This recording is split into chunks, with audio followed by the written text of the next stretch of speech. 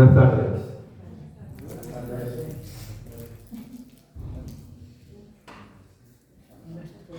Escucha la voz de tu conciencia. Sonaba así, no sonaba como de... Yo creo que nuestros técnicos de sonido han dicho, si tiran un petardo y se escucha más fuerte la voz del pastor, que no pasó como la semana pasada. Mucho valenciano, pero la semana pasada uno de vosotros dice brinco, Mucha pólvora, mucho de todo, pero saltabais como... mucho miedo. Muy bien. Vamos a abrir la palabra del Señor por la carta de Santiago. Nuestro compañero de viaje. Vamos a ver los versículos del 14 al 18.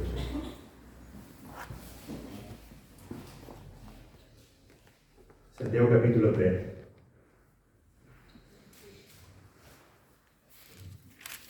Bueno, en realidad es del 13, hermanos. ¿Lo tenemos? ¿Quién es sabio y entendido entre vosotros? Muestre por la buena conducta sus obras en sabiduría y mansedumbre. Pero si tenéis celo amargo y contención en vuestro corazón, no os jactéis ni mintáis contra la verdad. Aquí nos vamos a quedar. Así no os miento, porque está bien que el pastor os mienta a mano del púlpito. Es que no vamos a pasar de ese versículo. Entonces nos vamos a quedar ahí. Mira esto. ¿Quién es sabio y entendido entre vosotros? Muestre por la buena conducta sus obras en sabiduría y mansedumbre. Pero si tenéis celos amargos y contención en vuestro corazón, no jactéis ni mintáis contra la verdad. Así que no podemos decir que somos sabios si hay celos amargos y contención. Vamos a estar hablando de eso en esta tarde. Señor, te damos gracias. Infinita bondad y misericordia, Señor, las que hace que estemos aquí. Y Señor, si tú no nos hablas, hemos perdido el tiempo de manera tremenda, Señor. Porque queremos escuchar tu palabra, Señor, y no las ideas de hombres, Dios mío, ni los comentarios de hombres. Por eso te pido que tengas misericordia de mí y de nosotros en esta tarde, Señor.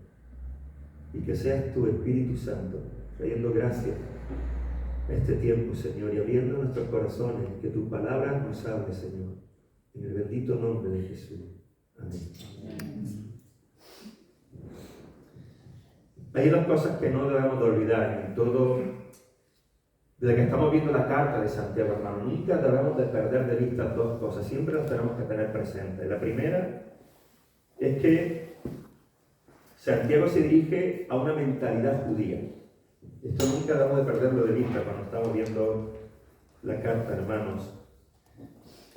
Un grupo de personas que se hallan en la dispersión, que ya no están en casa, que están en otro lugar, en otro sitio. La segunda cosa que no debemos olvidar es que prácticamente en toda su carta prácticamente resuena lo siguiente. Y este podríamos decir que es el mensaje principal. Gira en torno a no ser solamente oidores, sino hacedores. Acordaros que Santiago está una y otra vez en esta idea. Por lo tanto, no basta solamente con escuchar acerca de la sabiduría, de qué es la verdadera sabiduría, sino que nuestra vida se vea, hacedores, que esa sabiduría está en nosotros. ¿Veis? Y la sabiduría, sin duda, era una de las virtudes más apreciadas dentro del pueblo de Israel. Un hombre sabio era considerado de gran estima y cuyo consejo era seriamente escuchado. Además, entre los reyes de Israel estaba Salomón, el hombre más sabio de su tiempo, y seguramente el más sabio, aparte de Cristo, evidentemente, de todos los tiempos. Dice que una sabiduría que provenía de Dios y que el Espíritu Santo hizo que quedara reflejada en el libro de Proverbios. Pero al igual que la sabiduría de Salomón Salomón evidenciaba la obra de Dios en su vida, que esa sabiduría no le venía de su propia inteligencia, sino que era que Dios se la dio. Dios bendijo a Salomón con toda sabiduría. Eso era el reflejo del obrar de Dios en la vida de Salomón. Asimismo, la sabiduría de los hijos de Dios debe reflejar la obra que Cristo ha hecho y hace en nosotros. ¿Refleja la obra del Señor en nuestras vidas sabiduría? ¿Refleja lo que Cristo ha hecho en nosotros sabiduría? Porque se tiene que reflejar lo que Cristo ha hecho en nosotros. Y Santiago hace esa pregunta que acabamos de leer. ¿Quién es sabio y entendido entre vosotros? Y la respuesta, hermanos, es esta. Aquellos que por la manera en que viven, hablan y piensan, reflejan el carácter de Cristo en sus vidas. Se lo voy a repetir. ¿Quién es sabio y entendido entre vosotros? Aquellos que por la manera en que viven, hablan y piensan, reflejan el carácter de Cristo en sus vidas. No es sabio estar esta tarde de falda. No. Lo que es sabio estar aquí. Eso es sabiduría. Eso refleja el carácter de Cristo en nuestras vidas. Por lo tanto, hermanos, todos nosotros, sin excepción, debemos evaluarnos y ver cuál es la clase de sabiduría, como hemos dicho en otras ocasiones, que hay en nuestra vida. Porque acordaros que Santiago hace una distinción clara. Hay dos tipos de sabiduría. Una que es terrenal, animal y diabólica.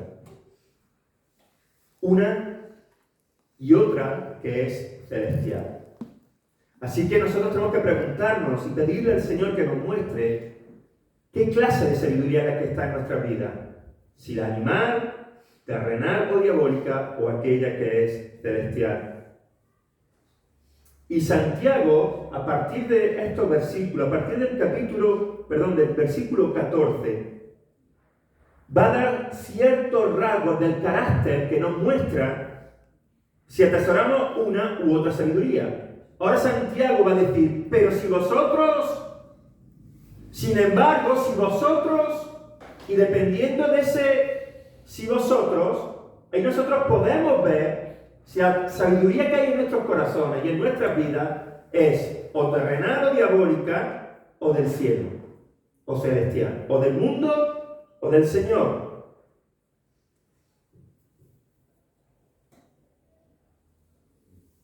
Lo primero que menciona, fíjate, versículo 14, pues digo que de aquí no vamos a salir hoy.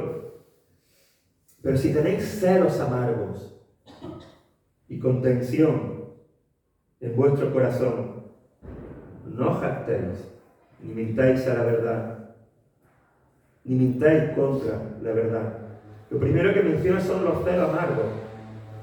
Y esa expresión, hermanos, en el original, en el griego, se puede traducir también como envidia.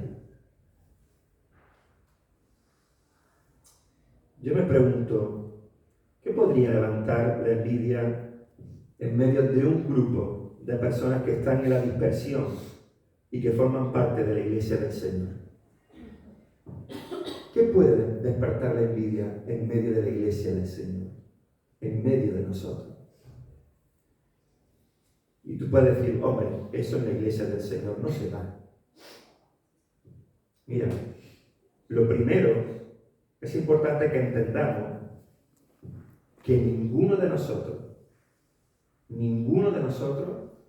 estamos libres de no caer en las redes de este terrible pecado. El que se crea estar firme, mire que no caiga. Ninguno de nosotros estamos exentos de caer en las redes de este terrible pecado. Los hijos de Dios no somos inmunes a la envidia, hermanos. Y es así, porque aún seguimos en este cuerpo, batallando con nuestras pasiones, con nuestro orgullo, que una y otra vez se quiere alzar con el primer lugar de nuestro corazón. Seguimos batallando con el mundo en el cual vivimos y está lleno de envidia. Y lo podemos ver tal vez, y lo podemos notar tal vez en nuestro lugar de trabajo. No sé si tú has notado eso alguna vez en tu lugar de trabajo, cómo la envidia está ahí latente.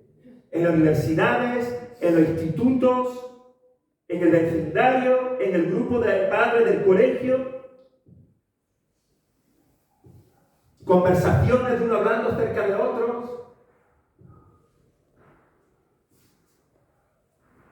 Y por supuesto, seguimos batallando contra el diablo, el cual no cesa de lanzarnos ese tipo de dardo, preparado siempre para devorarnos.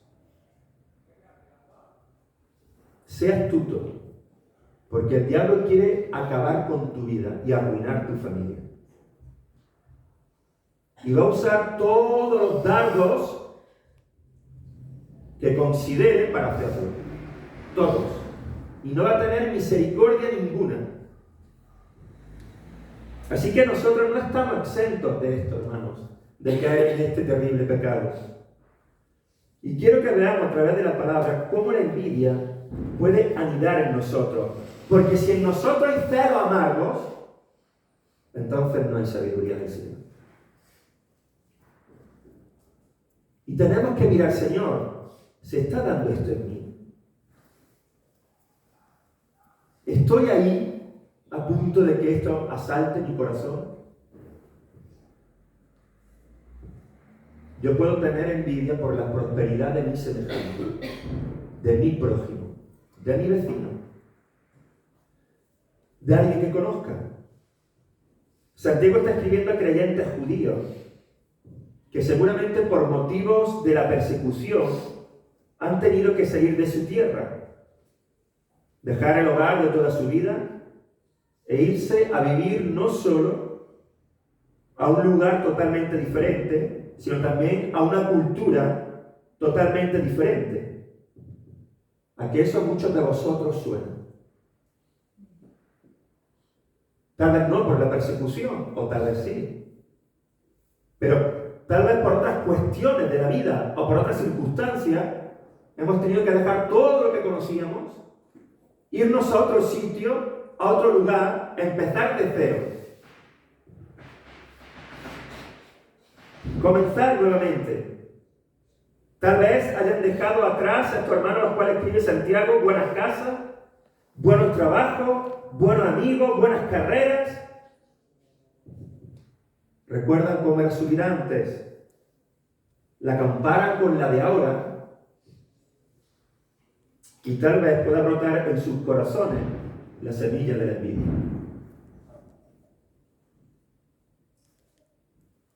Porque antes era abogado en mi tierra y ahora estoy limpiando casas.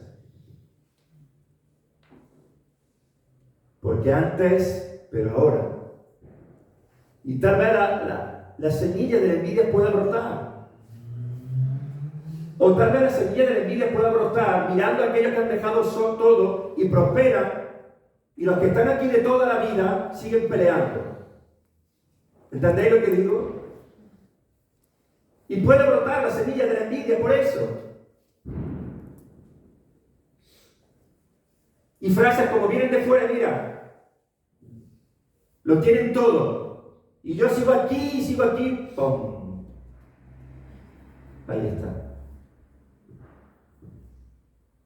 Te hablo de mi prójimo. No estoy hablando del hermano en la fe. Te puedo hablar simplemente del vecino, del prójimo, de alguien que conozca. Recuerda que Santiago comienza esta carta diciéndoles: hermanos míos, tened por sumo gozo cuando os halléis en diversas pruebas. Segundo versículo del primer capítulo. Porque Santiago sabe que si están en la dispersión, que se han tenido que salir corriendo, si lo han dejado todo, seguramente las pruebas van a ser duras, van a ser difíciles, Comenzar de nuevo nunca es fácil. Dejarlo todo no es agradable. Irte a un país donde tú dices una palabra y te entienden 7 diferentes, a veces es muy duro. Los malentendidos pueden ser impresionantes.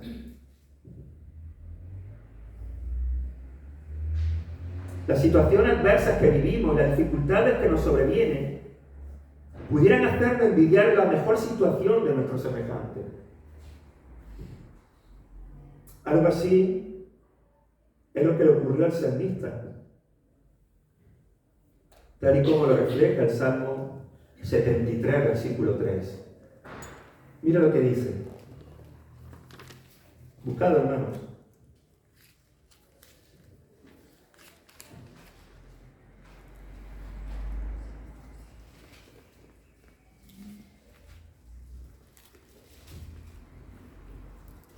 Mira lo que dice el Salmo 73, versículo 3. Porque tuve envidia de los arrogantes. ¿Te das cuenta? Viendo la prosperidad de los impíos. Tuve envidia de ellos. Eso dice el salmista. Él veía como aquellos que no temen a Dios, que viven desordenadamente según sus propias pasiones y desenfrenos, ver como aquellos que se burlan del Señor, que engañan, explotan a otros e incluso roban, prosperan. Se salen con la suya, gozan de buena salud, alcanzan sus deseos, consiguen lo que se proponen y apenas tienen dificultades. ¿Nunca te ha pasado eso? ¿Que has mirado como aquellos que se burlan del Señor no les falta de nada? Y tal vez tú envidies la prosperidad de ellos.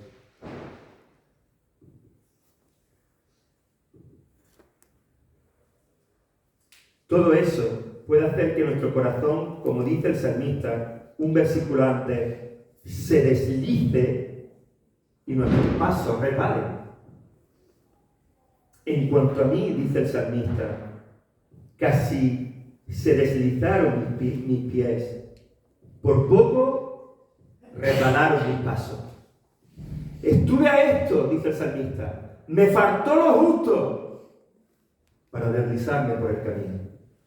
Y fue porque tuve envidia de los impíos, porque prosperaban. No tienen temor del Señor. Hacen lo que les da la gana. Viven como quieren. Explotan al más débil. Se burlan de los pobres. Provocan al Señor. Y prosperan. Y tuve envidia. Y casi estuve a punto de irme.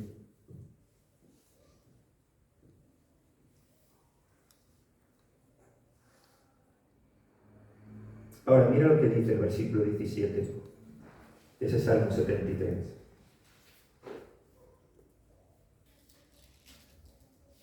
Mira, dice, hasta que entrando en el santuario de Dios, comprendí el fin de ello. ¿Te das cuenta? Todo eso había en el corazón del salmista. Pero cuando él estuvo en el santuario del Señor, dice, comprendí el fin de ello. Estuve a punto. Porque en vez de mirar al Señor, miré la prosperidad. Pero cuando fui al santuario, cuando fui a la casa de Dios, comprendí el fin de ellos. Así que podemos afirmar, hermanos, que una de las cosas que nos guardan de la envidia, una de las cosas que a ti y a mí nos guardan de la envidia, es el meditar y entender la palabra de Dios. Yo no puedo solamente leer la palabra de Dios, yo necesito comprender la palabra de Dios. Porque si no comprendo la palabra de Dios, es muy difícil que yo sea un hacedor. Me voy a quedar solamente como un oidor. de ahí no voy a pasar. Si yo cuando voy a la palabra de Dios solamente leo versículos para cumplir un programa de lectura bíblica o para sentirme bien conmigo mismo, pero no comprendo lo que leo, no entiendo lo que leo, eso no se transforma en sabiduría en mi vida, en realidad, en práctica, seguiré siendo solamente un oidor, pero no un hacedor. Ahora, cuando el salmista entró en el santuario y meditó, la práctica vino, dejó de envidiar. ¿Te das cuenta? Porque comprendí cuál era el fin de ellos.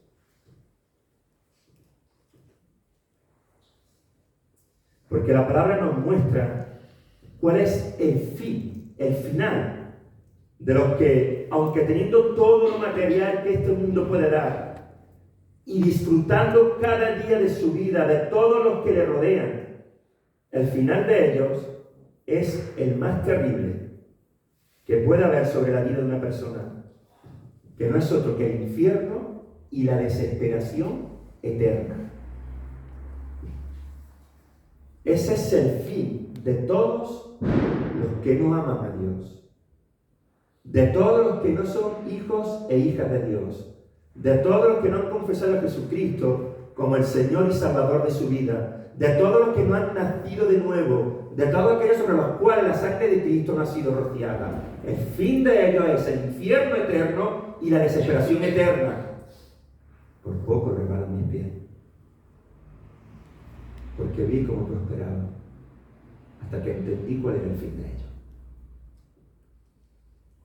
Y entonces el salmista dice: hey, apártate de eso. Deja de mirar su prosperidad y mira lo que Cristo ganó para ti en la cruz. Apártate de ahí. Sal de ese camino, porque casi se deslizan mis pies. Por poco resbalan mis pasos.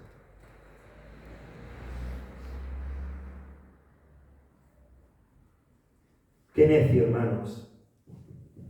Qué necio. Qué poca sabiduría. Sería, por tanto, tener envidia de quienes no tienen a Cristo como Señor y Salvador de su vida. Tener envidia de aquellos que no tienen a Cristo como Señor y Salvador de su vida, aun cuando tengan todo. A veces salen por televisión, sobre todo los programas del corazón. Dicen: fulanito se ha comprado una casa de 200 millones de euros.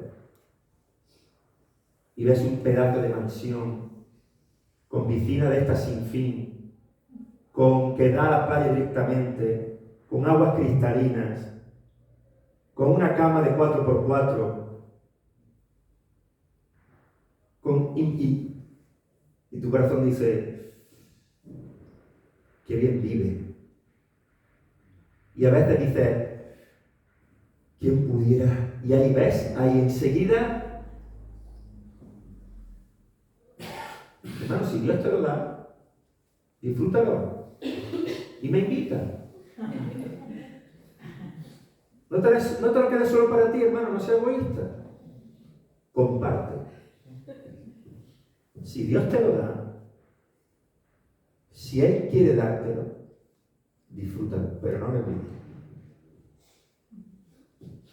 Que no le desees tu alma hasta tal punto de que casi tus pies reparen. Porque eso es una ruina, hermanos. Eso es la ruina.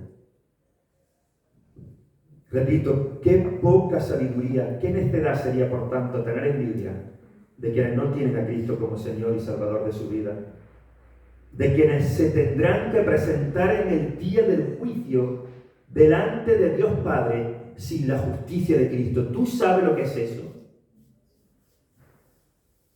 ¿Tú sabes lo que es presentarte un día delante de la presencia de Dios Todopoderoso sin estar vestido de la justicia de Cristo? Cuando Cristo diga: yo no te conozco, ¿qué vas a dar por tu alma? ¿La piscina? ¿El embarcadero, el yate? ¿Los estudios? La pensión, ¿qué? Porque envidiamos todas esas cosas. ¿Qué harás cuando estés delante del Padre y la justicia de Cristo no esté sobre ti?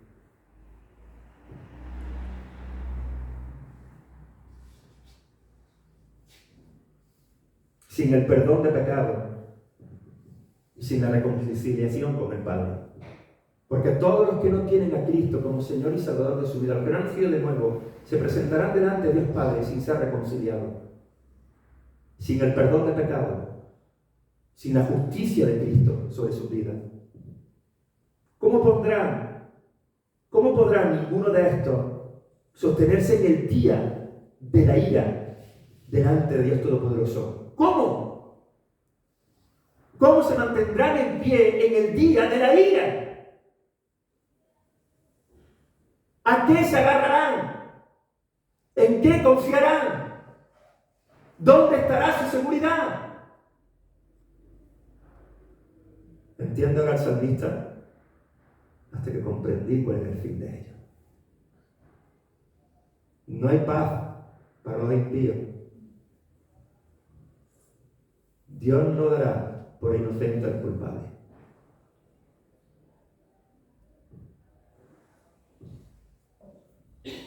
Meditando en estas verdades, que no es otra cosa sino el Evangelio de Cristo,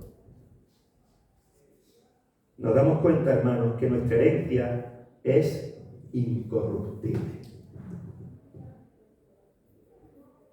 Tú y yo tenemos una herencia incorruptible. Incorruptible. Más hermosa que el oro y que toda la riqueza y placeres que este mundo pueda ofrecernos. Mucho más valiosa, mucho más hermosa, mucho más preciosa, mucho más sublime, gloriosa, impresionante. Porque nuestra herencia es Cristo. Incomparable. Cristo es nuestro mayor tesoro. Él es el más hermoso de los hijos de los hombres. Es lo más valioso de nuestras vidas. Y no es esa la expresión buena, porque Él no es algo. Él es el Rey. Ser de Cristo, hermanos. Ser suyos. Que Dios Padre nos llame hijos. Que el Rey nos llame hermanos. Que se nos diga: venid, benditos de mi Padre, y heredad del reino preparado para vosotros. Es ser tremendamente rico. Eso es sabiduría. No llores por aquello que el olimpo rompe y se come la polilla.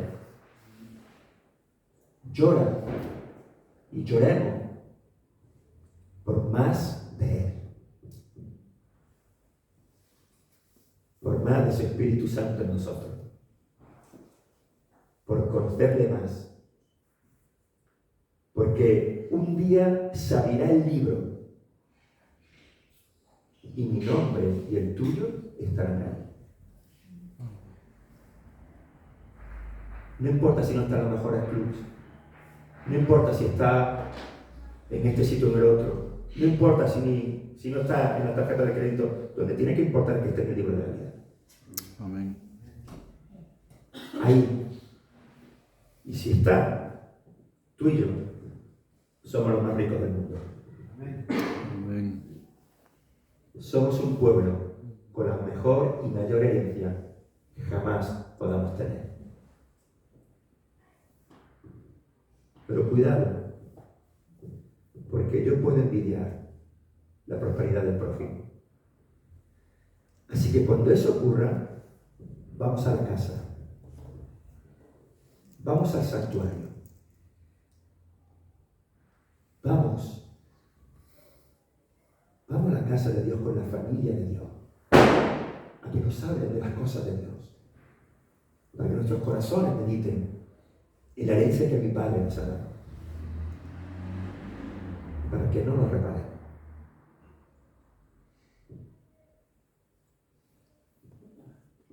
envidiar la bendición de mi hermano. ¿Sí?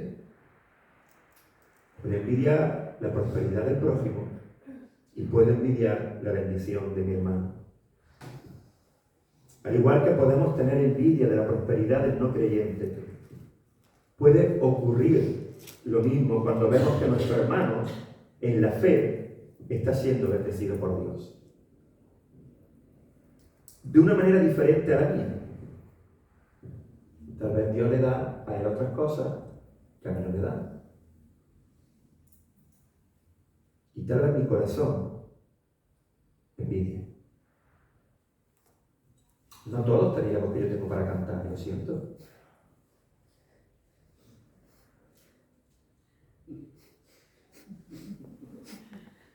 La primera reacción, no habéis tardado ni una milésima de segundo, ha sido... Mira vuestros corazones, hermano. No todo el mundo puede entonar como yo entono. De hecho, es muy difícil entonar tan mal. Se necesita mucho talento para hacerlo tan mal. Cuidado, porque puedo mirar a mi hermano como Dios lo bendice. Tal vez el Señor quiere usarlo para cosas que a mí no me quiere usar. Tal vez el Señor lo quiere usar para llevar a miles a Cristo.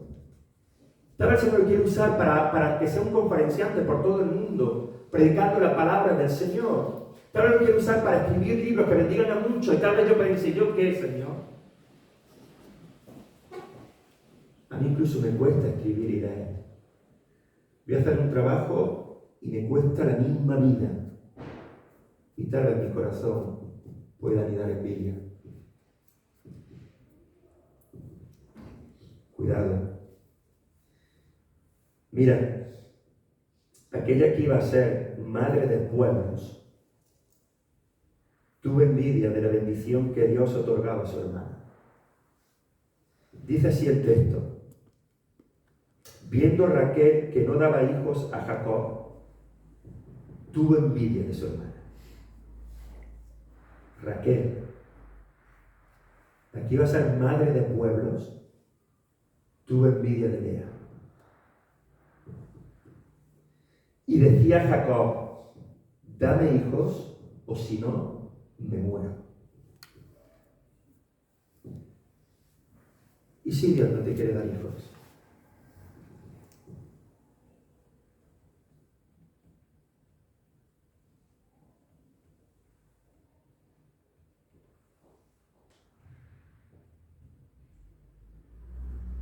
¿Sabes qué hace? Te da todo lo que le desea. Amén.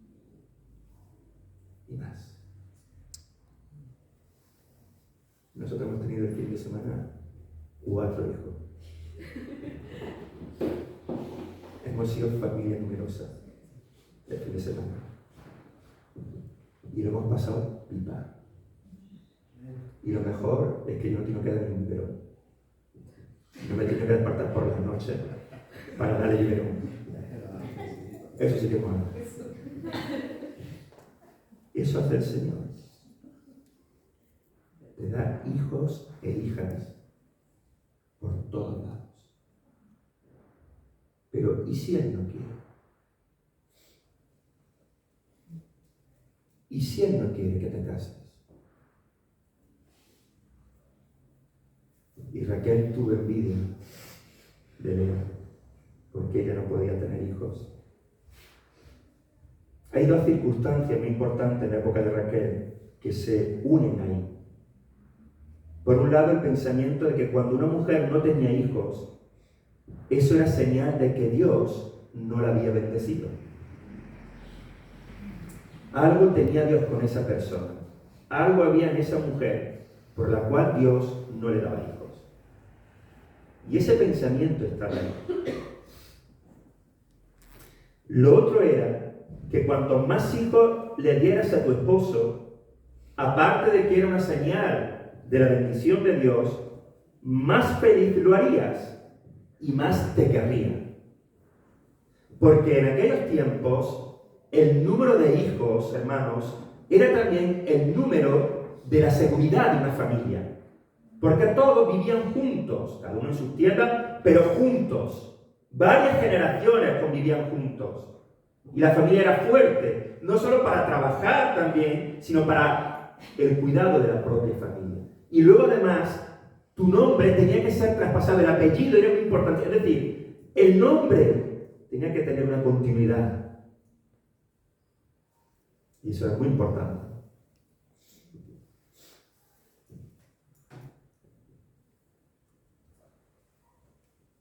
Aquí tenemos los dos pensamientos.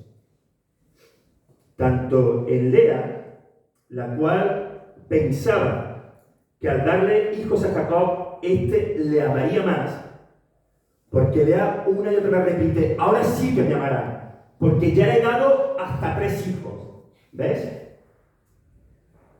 Y en Raquel, que se sentía profundamente desdichada por no poderle dar hijos a Jacob, además de sentirse abandonada por Dios.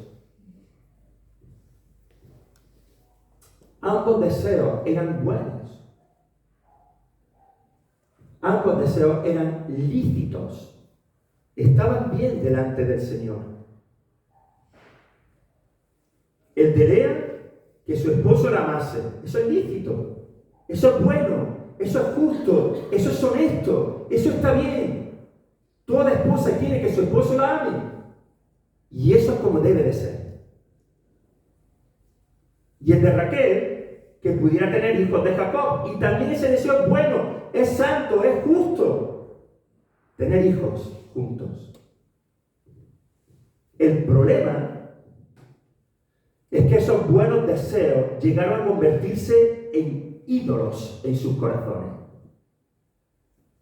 Ese fue el problema. Que eso era lo que más deseaban, amaban y anhelaban. Y algo que era bueno y lícito se convirtió en un ídolo. Y ese era el problema.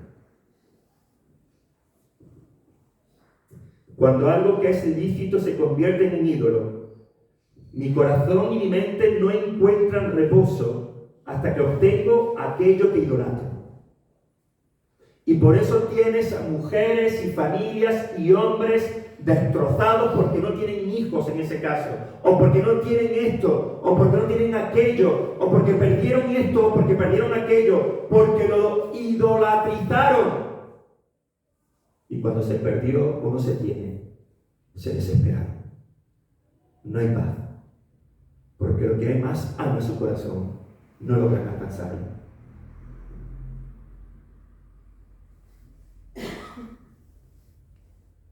Y si no lo consigo, pero mi hermano sí. Si yo no tengo hijos, pero mi hermano tiene familia numerosa. Si yo nunca he acunado a un niño, ni le he cambiado el pañal, ni he sentido cómo respira sobre mi pecho. Pero mi hermano sí. Tal vez la envidia salte en mi corazón. Si a mí nunca me llamaron para compartir un retiro, si mi nombre nunca apareció en un libro, si nunca me dijeron que Él lo va a hacer, tal vez la envidia asalte en mi corazón.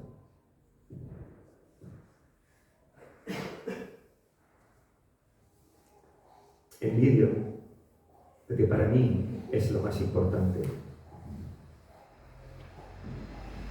¿Qué sentimos en nuestro corazón cuando aquello que pido a Dios no lo recibo? Pero sin embargo veo como mi hermano sí lo recibe. Cuando llevo 3 años para que me arreglen unos papeles y a mi hermano el Señor se lo ha dado en una semana. ¿Cómo está mi corazón? Cuando llevo años buscando un trabajo y mi hermano lo consigue al momento. ¿Qué ocurre en mi corazón cuando quiero alcanzar algo y no lo consigo, pero mi hermano sí logra alcanzarlo? ¿Qué sucede en mi corazón cuando espero un saludo, un abrazo, un reconocimiento, pero no llega? Mientras que a mi hermano sí.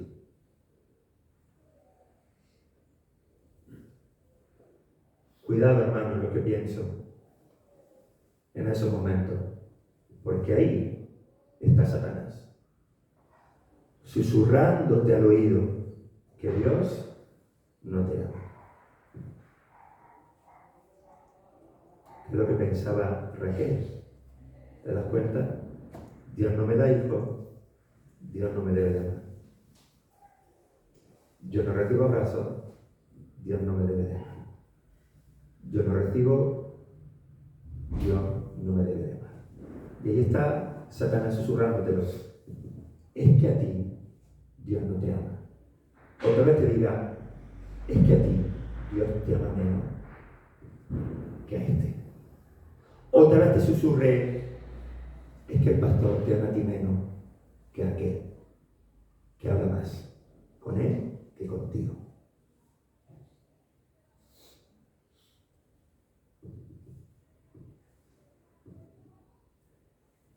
Y te susurra al oído que te bendicen menos que a los demás, que siempre soy del que nadie se acuerda. Cuando hay días que no me llaman, o me entero que han quedado algunos hermanos para comer y a mí no se me ha dicho nada u otra cosa, Satanás te susurra al oído, es que de ti no se acuerda nadie. Mucha iglesia, pero están más solo que la una. Eso no viene de Dios. Eso viene del infierno. Y tu corazón, la envidia asalta tu corazón. Mira, hay mucho más, pero lo vamos a dejar, no ahora mismo, pero sí en lo último que vamos a decir. No te hagas ilusiones. Por un momento has dicho, no, todavía no. Mira esto que es muy importante y que Raquel no se había enterado bien. Y a veces nosotros no nos enteramos bien. Hay algo en la vida de Raquel que tal vez nos ayude. Jacob sirvió 7 años por casarse con Raquel. 7 años. ¿Y luego cuántos? A mí me dice mi suegro eso. Y lo meto en mujeriático. Digo, está de la cabeza fatal. 7 años. A mí dice mi suegro eso, le digo, y la vida entera se hace falta. 7 años. Pero mira lo que dice Génesis 29:20. Vamos a Génesis 29:20.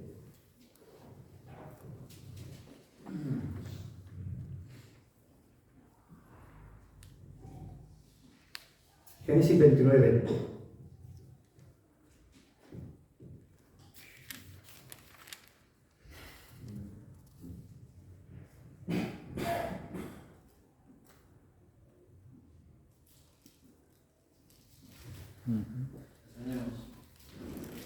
Dice, así sirvió Jacob por Raquel 7 años y le parecieron como pocos días porque la amaba. ¿Te das cuenta? 7 años con sus 365 días cada año. Y dependiendo cómo tú entiendas, el mes de febrero con más o menos días del año. 7 años. Sus veranos son 7 años. Y dice Jacob, poco.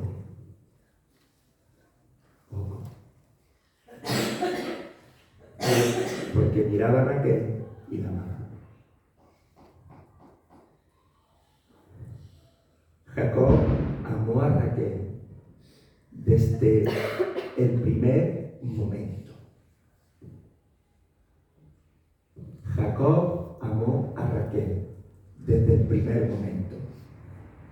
Raquel no tenía que ganarse el amor de su esposo. ¿Sabe lo que me revienta de los romanticones simples y de los listos? Tú tienes que ganarte todos los días el amor de tu esposo y tu esposa. Eso es mentira. He hecho un pacto con mi esposa delante de mi Rey eterno. Hasta que la muerte nos separe.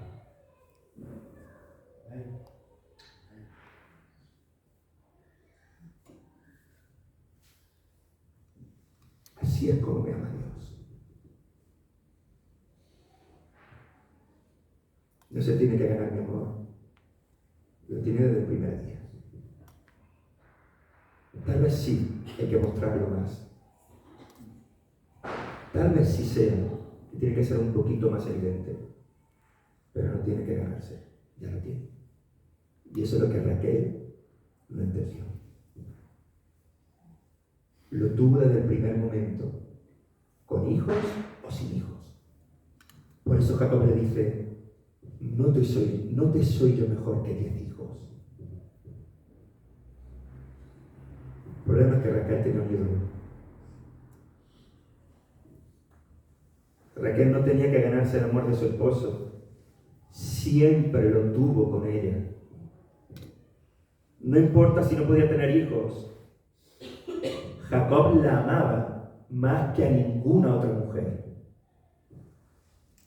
No importa con quién hablase, no importa con quién hiciera broma, daba igual. Solo tenía el amor, el corazón de Jacob era de Raquel.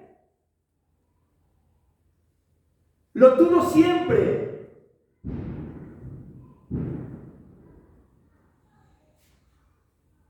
Mira lo que dice Primera de Juan, capítulo 4, versículo 10. En esto consiste el amor. Esto es el amor, dice Juan. En esto consiste el amor. No en que nosotros hayamos amado a Dios, sino que Él nos amó a nosotros y envió a su Hijo en propiciación por nuestros pecados. Primera de Juan, capítulo 4, versículo 10. Te lo repito, en esto consiste el amor. No en que nosotros hayamos amado a Dios, sino que Él nos amó a nosotros y envió a su Hijo en propiciación por nuestros pecados. Siempre hemos tenido su amor.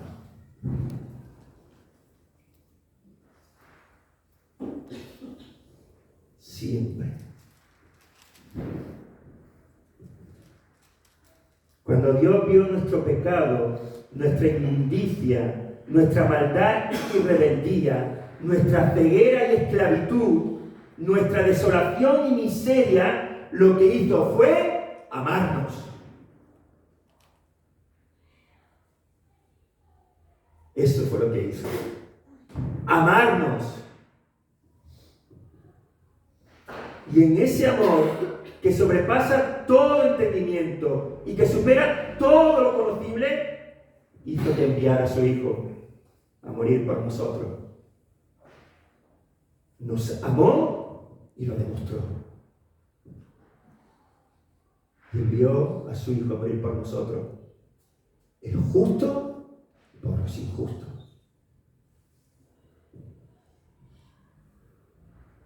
No hay mayor demostración gloriosa y sublime de amor que la cruz de Cristo. No la hay, ni la va a haber nunca. ¿Quieres saber cuánto te ama Dios? No diga delante del espejo, Dios me ama. Mira la cruz. ¿Quieres saber cuánto te ama Dios? Mira al Rey clavado en la cruz.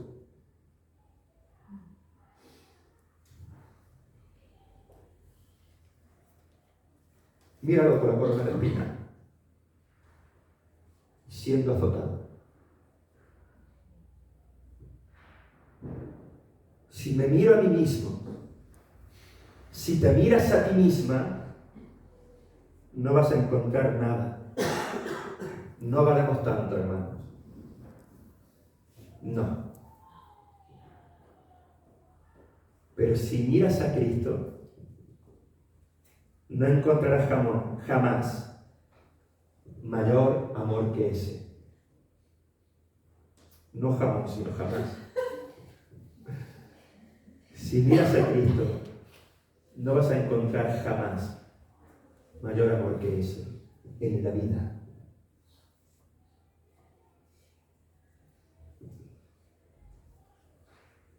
Y te estará mirando aquel cuyo amor sanará tu alma para siempre. Te mirará aquel que sanará toda falta de abrazo, toda falta de amor de padre, toda falta de hijo, toda falta de esposo, toda falta de esposa, toda falta de todo. Porque te puede faltar todo en Cristo. Y si Él está, lo tienes todo. Porque todo lo tenemos con Él. Y no nos estamos enterando. Seguimos diciéndole a Jacob, dame hijo, me muero. Y Jacob me está diciendo, te amé desde el primer día que te di. Tú no necesitas hijo, tú lo que tienes que mirar a Dios. Eso es lo que necesitamos, hermanos. Porque nos estará mirando aquel que será nuestra alma para siempre.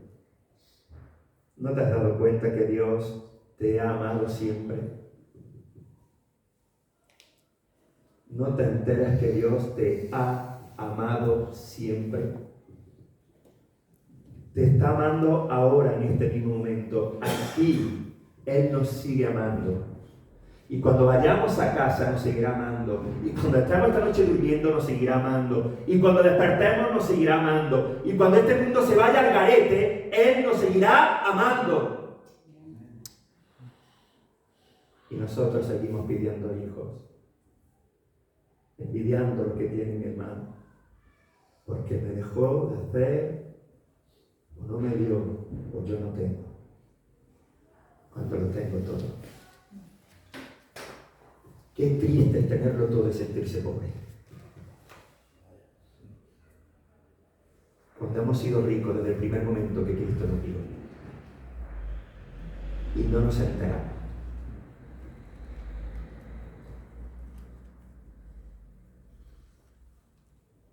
Él nos amará por toda la eternidad.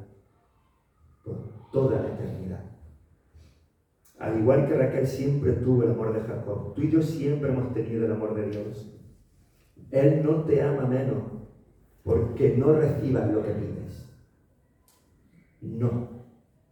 Él no te ama menos porque no recibas lo que pides. No te ama menos porque no prosperes como tu hermano. No eres un hijo de segunda categoría. Ahora, si no vas a la Biblia, si no vas a Él, no lo vas a conocer tanto. Es que eso es así. Pero tú no eres un hijo de segunda categoría. No te ama menos porque bendiga más a tu hermano y a ti menos. Porque no se trata de más o de menos, se trata de diferente. De otros propósitos, de que Él es soberano y cumple sus planes con cada uno de nosotros como Él quiere. No se trata de más o de menos.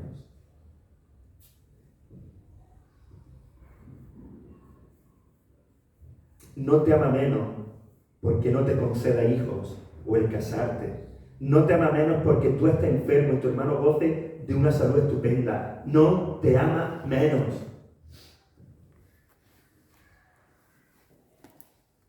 No tengas envidia de la bendición de tu hermano, sino alégrate. Y dar gloria al Señor y dar gracias por tu hermano. No tengas envidia de la bendición de tu hermano. Porque Dios ya nos ha bendecido a cada uno de nosotros de la mejor y mayor manera posible.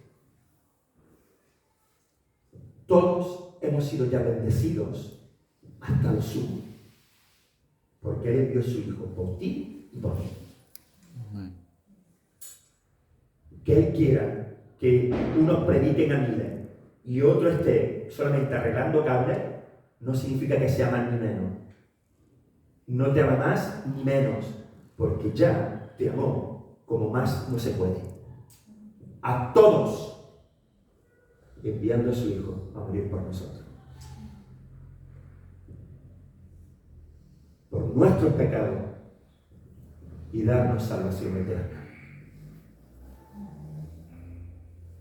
Pero si tenéis celos amargos, dice Santiago, entonces no mintáis contra la verdad.